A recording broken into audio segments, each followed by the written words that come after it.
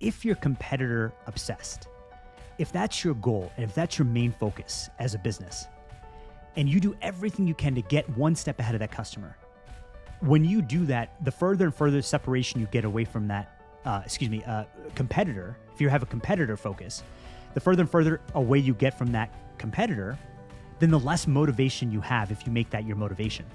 But if you make making the customer happy your motivation, then there's always something you can do to continuously improve. It's an infinite game versus a finite game, right? That we talked about in the previous episode. So Yeah, I love that.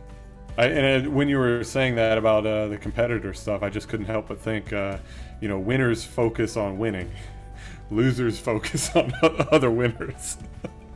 Totally.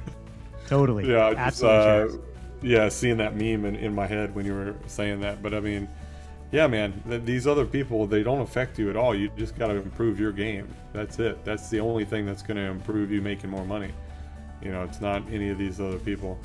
And the interviews that I've been watching of him, he's just very enlightened individual. Like he was saying things that I've heard, saints say.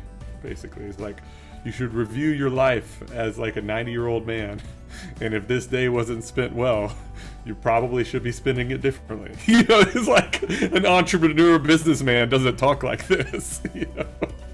Totally. Yeah, he has a thing called the regret minimization framework. So the idea is when you're 80 years old and looking back at your life, he says, I want to minimize the number of regrets that I have when I'm an 80-year-old man. And we've talked about this on the podcast before. And it's good that Jeff Bezos definitely is living his life to the fullest for sure. And I would be very surprised if he has very many regrets as an 80-year-old man looking back at his life.